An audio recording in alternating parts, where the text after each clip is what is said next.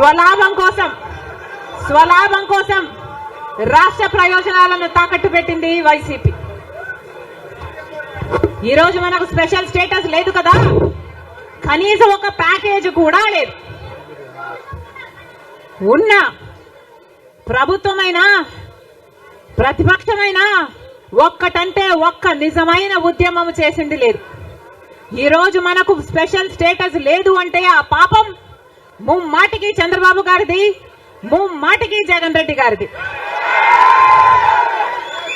స్వలాభం కోసం ఇద్దరు ప్రజల ప్రయోజనాలను తాకెట్టు పెట్టారు. టీడీపీ అంతే, వైసీపీ అంతే, దొందే. అమరావతి రాజధాని అమరావతి అన్నాడు చంద్రబాబు గారు, సింగపూర్ను చేస్తానన్నాడు. 3D గ్రాఫిక్స్ మొత్తం గుర్తుందా? 3D గ్రాఫిక్స్ చూపించాడు చంద్రబాబు గారు. పోనీ అమరావతి రాజధాని అయిందా అంటే అది కాలేదు.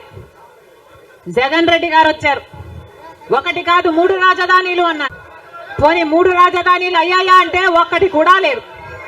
ఈరోజు మనకు రాజధాని ఏది అంటే ఏదో మనకే అర్థం కాని పరిస్థితి. ఒకటైనా ఉందా అంటే ఏదీ లేదు, ఒకటి కూడా లేదు. మరి ఏమి సాధించుకున్నట్టు?